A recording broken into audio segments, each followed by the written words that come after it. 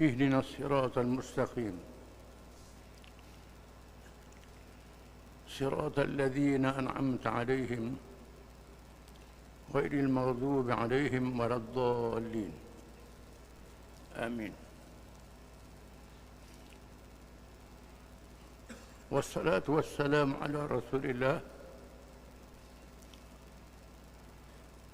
وعلى آله وصحبه ومن تبعه ونصره ووالاه.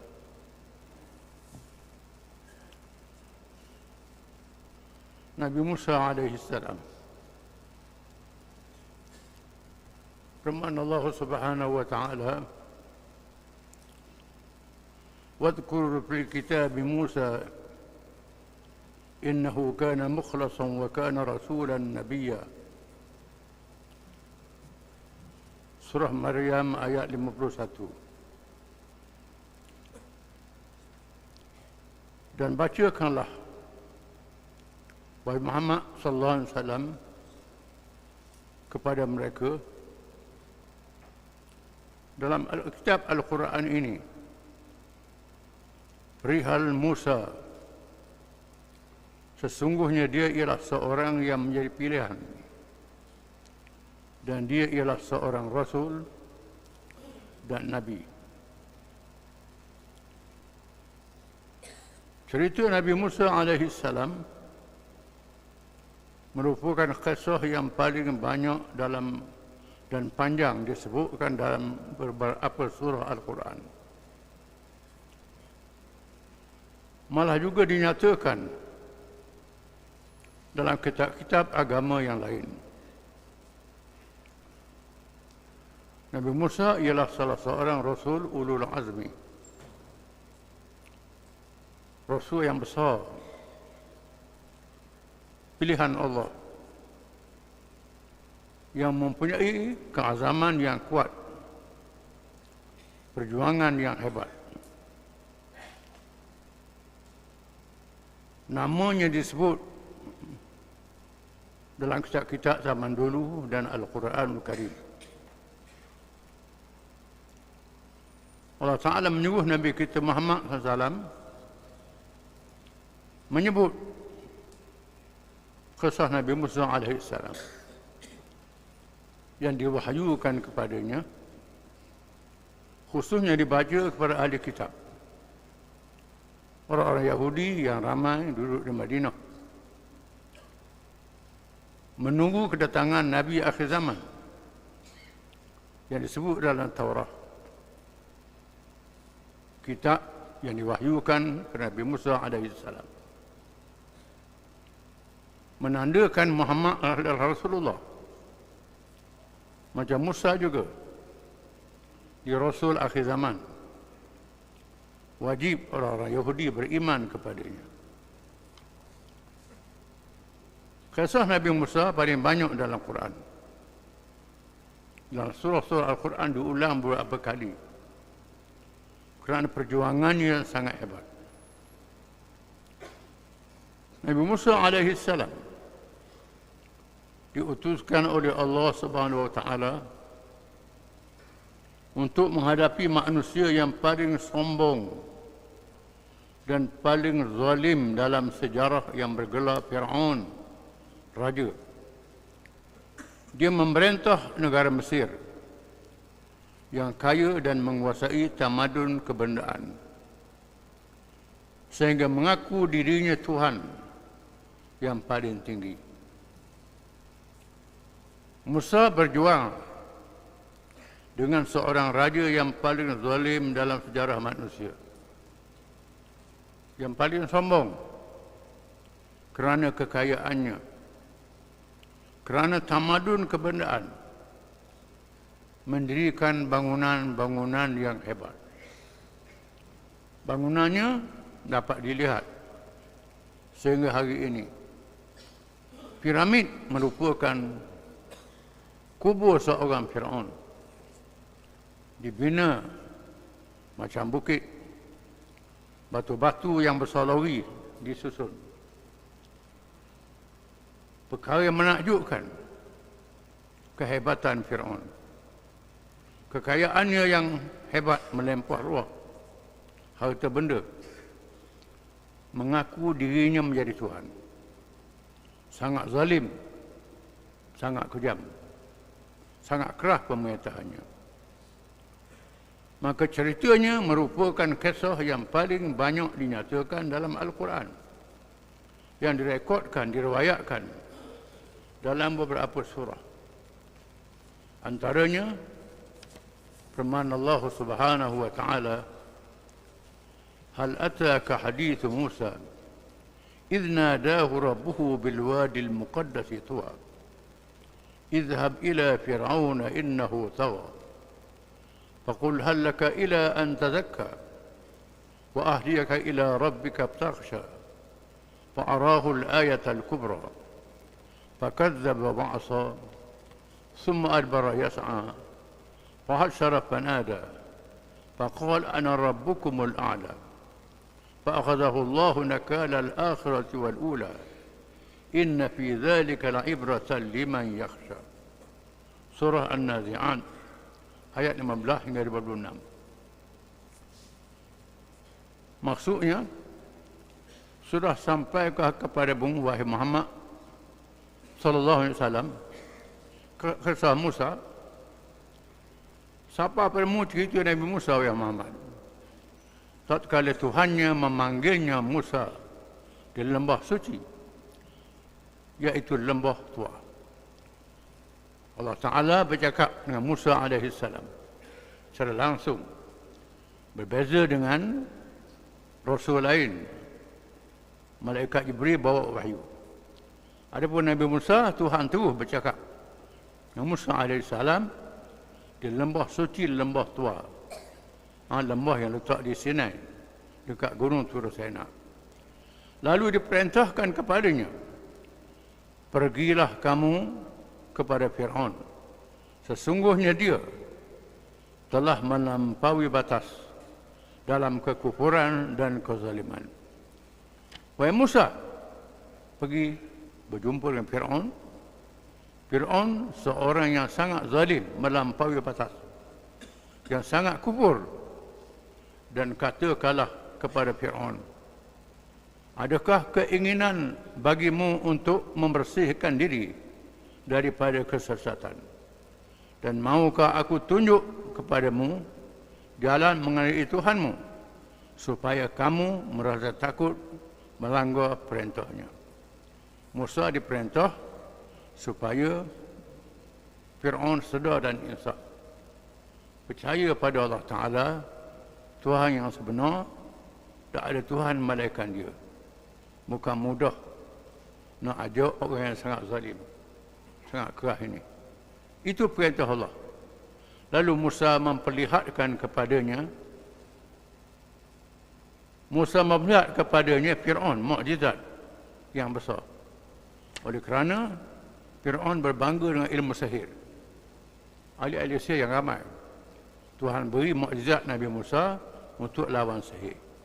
Tongkat yang dicampur jadi ular yang besar. Akan tetapi Fir'aun mendustakan Nabi Musa dan menderhaka kepada Allah. Kemudian dia berpaling seraya berusaha menentang Musa.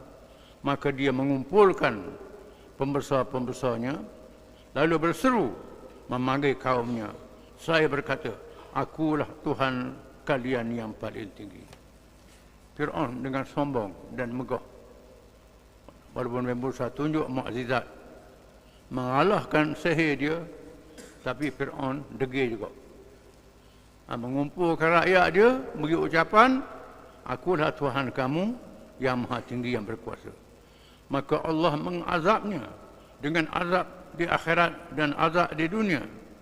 Lalu Tuhan hukum dia azab dalam neraka di akhirat, dan azab di dunia ditenggelamkan Fir'aun, dan balas tentera akan baca kisahnya.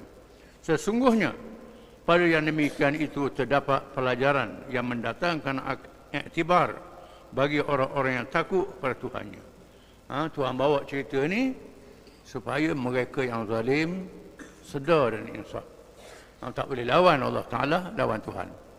Bani Israel berasal daripada keturunan zuriat Nabi Yaqub alaihi salam yang berhijrah bersama puteranya Nabi Yusuf alaihi salam.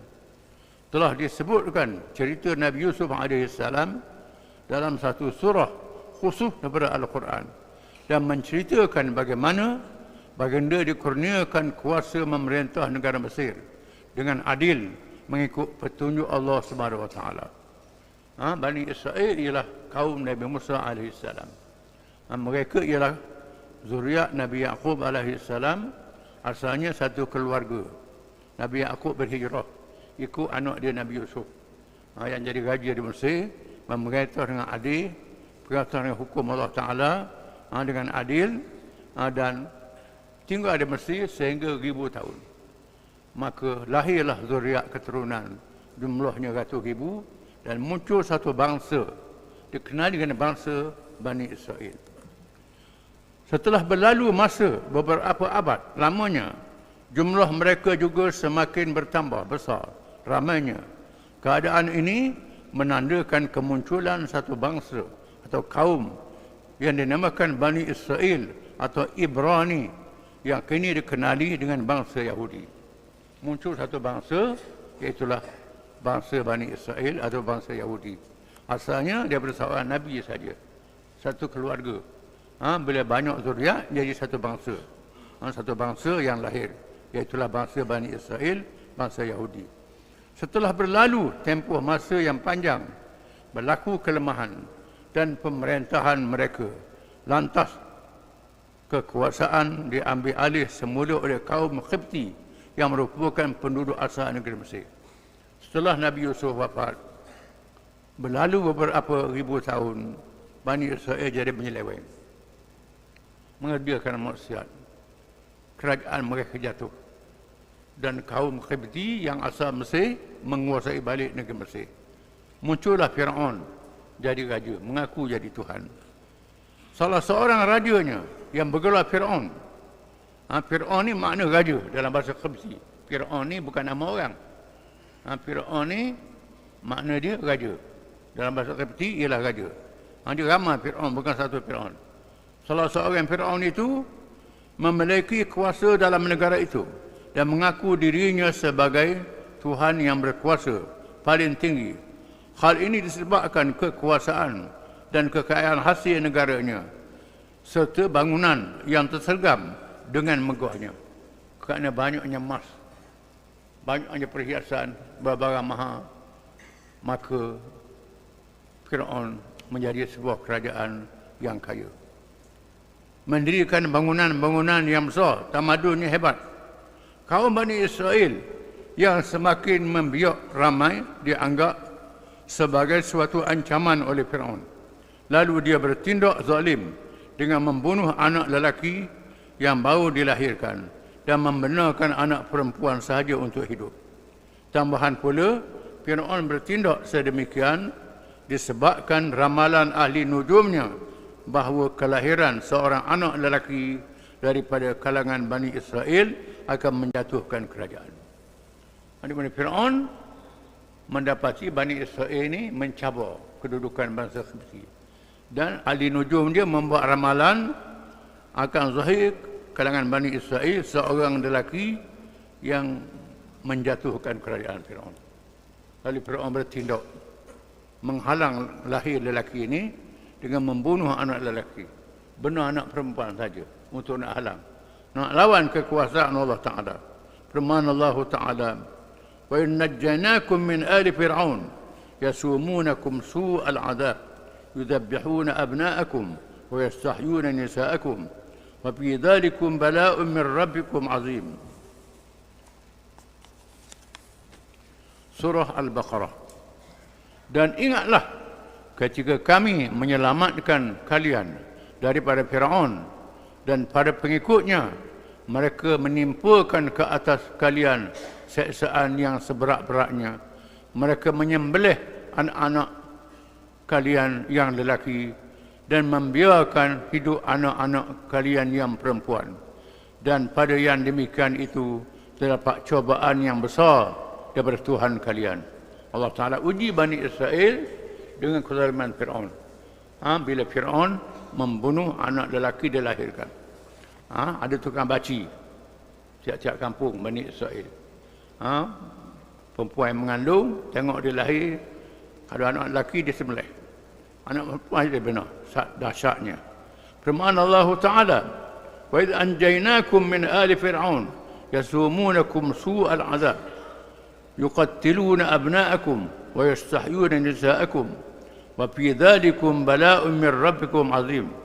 Dan ingatlah ketika kami menyelamatkan kalian daripada Fir'aun dan para pengikutnya, mereka menimpakan ke atas kalian keseksaan yang seberat-beratnya. Mereka menyembelih anak-anak kalian yang lelaki dan membiarkan hidup anak-anak kalian yang perempuan, dan pada yang demikian itu terdapat cobaan yang besar daripada Tuhan kalian.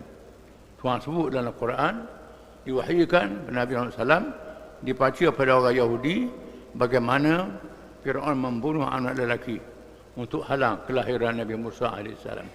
Namun demikian, Nabi Musa lahir juga.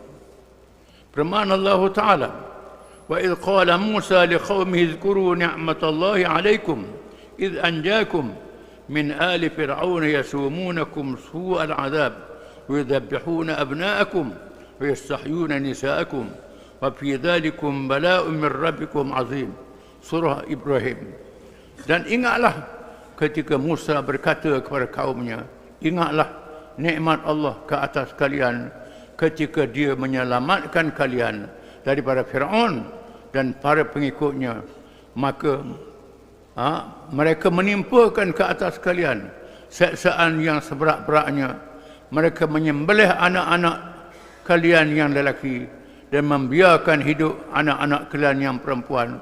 Dan pada demikian itu terdapat cobaan yang besar daripada Tuhan kalian. Diulang berapa kali dalam Al-Quran. Dibaca pada orang Yahudi. Orang Yahudi dengar bahawa Muhammad Rasulullah.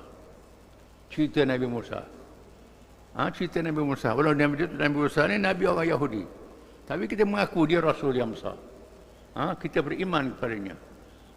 Nak suruh orang Yahudi beriman juga dengan Nabi Muhammad SAW. Firman Allah Ta'ala seterusnya, "Natlu 'alaika min naba'i Musa wa Fir'auna bil haqqi liqaumin yu'minun. Inna Fir'auna 'ala fil ard wa ja'ala ahlaha syi'a yastad'ifu ta'ifatan minhum yudhabbihu abna'ahum wa yastahyi nisa'ahum. Innahu kana minal mufsidin wa nuridu an namunna 'ala alladhina istud'ifu fil ard wa naj'alahum a'immah wa naj'alahumul warithin ونمكن لهم في الأرض ونري فرعون وهامان وجنودهما منهم ما كانوا يحذرون." Surah Al-Qasas. Kami membacakan kepadamu sebahagian daripada kisah Musa dan Fir'aun dengan benar untuk orang-orang yang beriman. Sesungguhnya Fir'aun telah berbuat sewenang-wenang di muka bumi dan menjadikan penduduknya berpecah belah dengan menindas satu golongan daripada mereka, menyembelih anak-anak lelaki mereka dan membiarkan hidup anak-anak perempuan mereka. Sesungguhnya Fir'aun termasuk orang-orang yang berbuat kerosakan. Dan kami hendak memberikan kurniaan kepada orang-orang tertindas di bumi Mesir itu, serta hendak menjadikan mereka pemimpin, dan menjadikan mereka orang-orang yang mewarisi bumi, dan akan kami teguhkan kedudukan mereka di muka bumi, dan akan kami perlihatkan kepada Fir'aun dan Haman serta tenteranya apa yang selalu mereka khawatirkan daripada mereka itu. Allah Ta'ala tunjukkan kekuasaannya, kebesarannya. Kuasa Fir'aun adalah lemah makhluk. Zalim macam mana sekalipun akan tiba ajalnya, akan jatuh dan tumbang. Tuhan akan tukar kaum Bani Israel ditindas, dapat mengalahkan Fir'aun dan tenteranya dengan pertolongan Allah Ta'ala. Bertukar, kerajaan akan jatuh, tidak selamanya. Jahat, zalim kerajaan itu bukan menandakan kekuasaannya, menandakan kemusnahannya. Jangan takut kerajaan zalim ini, akan tiba masanya jatuh dan tumbang. Allah yang Maha Berkuasa sudah menetapkan bahawa kelahiran Nabi Musa AS tidak dapat dihalang oleh kezaliman Fir'aun yang paling zalim dan keras hukumannya. Musa salamnya dijanjikan itu tiba-tiba dipelihara dalam istana Fir'aun yang mencabar kuasa Allah Ta'ala, dan baginda setelah itu akan menjatuhkan kerajaannya. Tiba-tiba Fir'aun yang nak halang Nabi Musa lahir, Musa dibesar dari istana dia sendiri, nak lawan kuasa Allah Ta'ala. Allah Ta'ala letak Nabi Musa dalam istana dia sendiri. Tak boleh nak bunuh. Nak halang kuasa Allah Ta'ala tak boleh. Allah Ta'ala berbuat macam-macam. Allah SWT menjanjikan bahawa kemenangan pasti berlaku kepada perjuangan Islam, dan musuhnya pula pasti akan dibinasakan.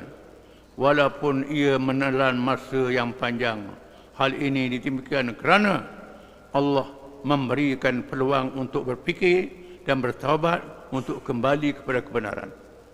Allah Ta'ala beri tempoh yang lama pada Fir'aun, lama merintah, peluang untuk dia bertaubat.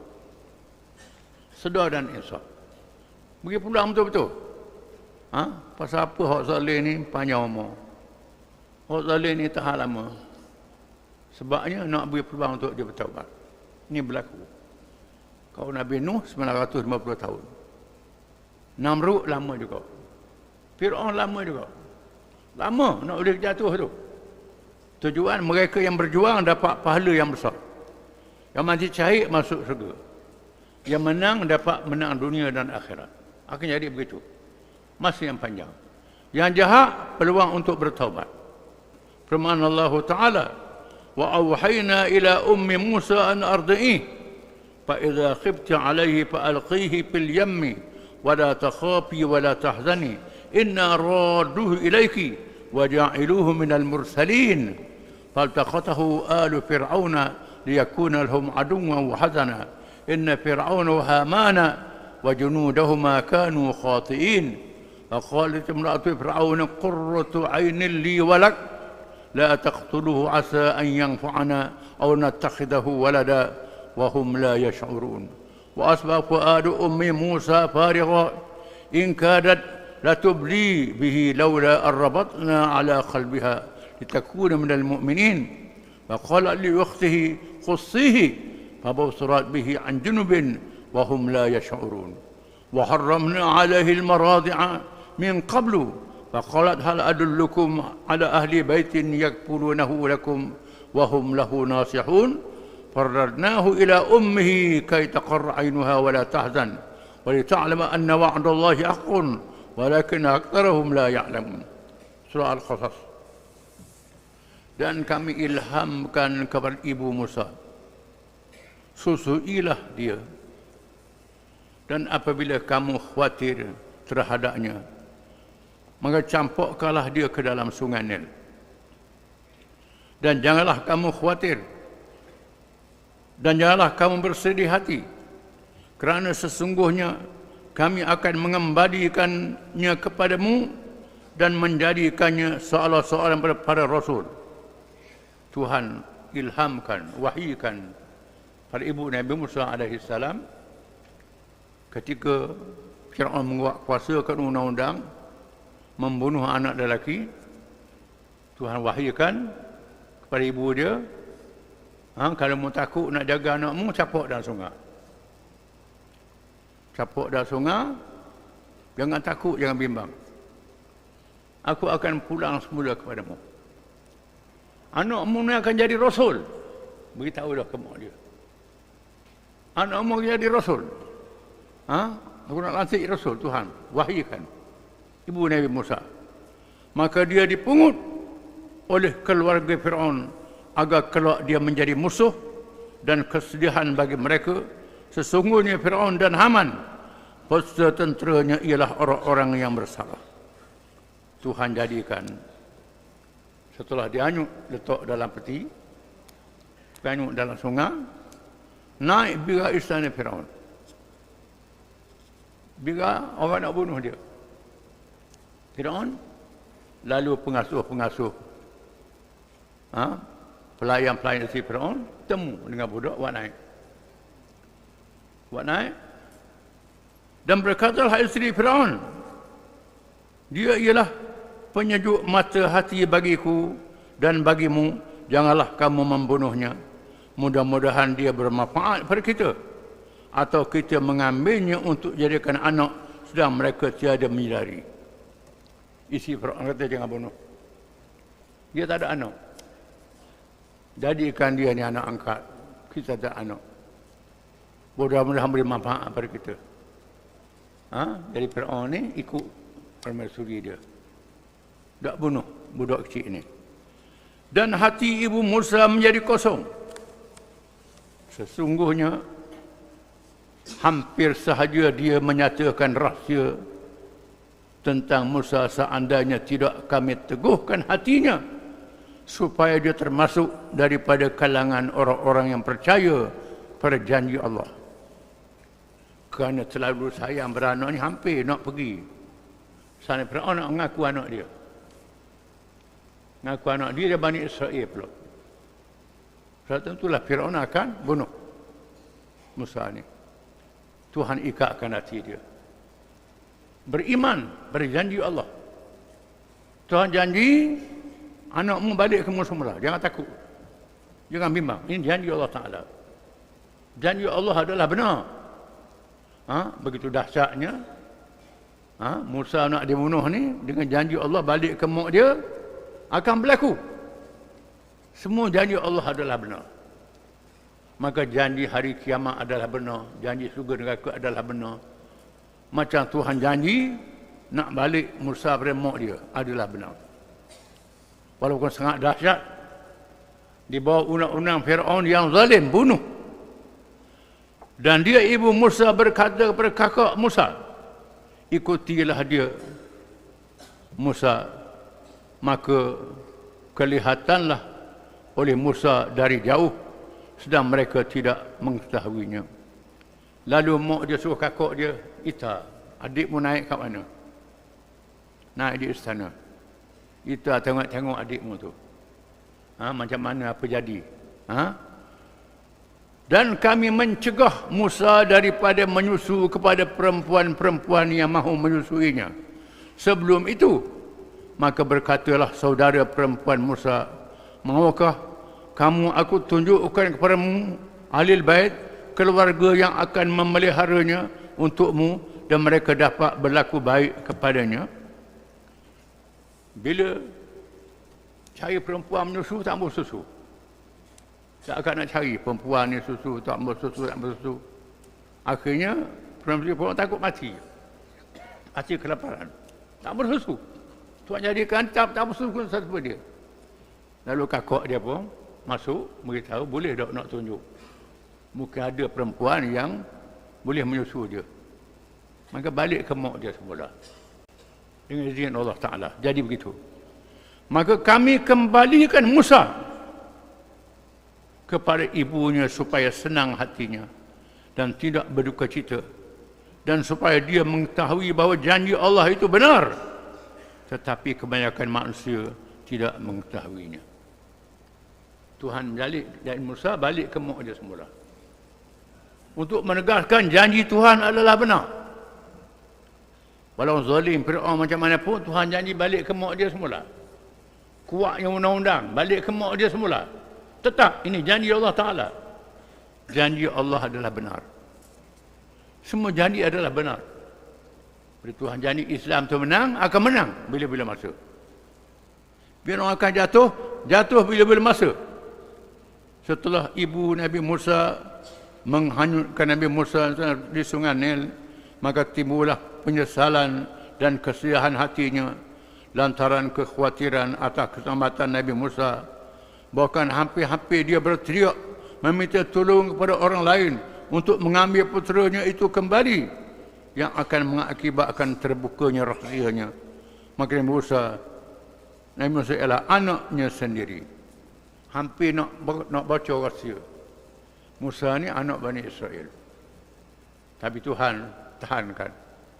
Sabarkan hati mak dia. Sabar. Dengan izin Allah Ta'ala, Nabi Musa balik semula pada ibunya. Dengan pertolongan Allah SWT, dengan cara yang menakjubkan. Musa yang dicari yang dianggap akan menjatuhkan kerajaan dia, ke Musa jadi anak angkat dia, anak angkat Firaun. Berulanglah. Balik rumah mak dia menyusu, pergi rumah Firaun pula. Mak dia pergi rumah Firaun pula. Sampai besar jadi orang muda. Dalam keadaan Musa dianggap sebagai anak kepada Firaun. Padahal bukan anak dia. Balik ke mak dia asal. Ini berlaku dengan pertolongan Allah Ta'ala. Firman Allah Ta'ala, وَلَقَدْ مَنَنَّا عَلَيْكَ مَرَّةً أُخْرَى إِذْ أَوْحَيْنَا إِلَى أُمِّكَ مَا يُوحَى أَنِ اقْذِفِيهِ فِي التَّابُوتِ فَاقْذِفِيهِ فِي الْيَمِّ فَلْيُلْقِ الْيَمُّ بِالسَّاحِلِ يَأْخُذْهُ عَدُوٌّ لِّي وَعَدُوٌّ لَهُ وَأَلْقَيْتُ عَلَيْكَ مَحَبَّةً مِّنِّي وَلِتُصْنَعَ عَلَى عَيْنِي إِذْ تَمْشِي أُخْتُكَ فَتَقُولُ هَلْ أَدُلُّكُمْ عَلَى مَنْ يَكْفُلُهُ فَرَجَعْنَاكَ إِلَى أُمِّكَ كَيْ تَقَرَّ عَيْنُهَا وَلَا تَحْزَنَ وَقَتَلْتَ نَفْسًا فَنَجَّيْنَاكَ مِنَ الْغَمِّ وَفَتَنَّاكَ فُتُونًا فَلَبِثْتَ سِنِينَ فِي أَهْلِ مَدْيَنَ ثُمَّ جِئْتَ عَلَى قَدَرٍ يَا مُوسَى وَاللَّهُ أَعْلَمُ.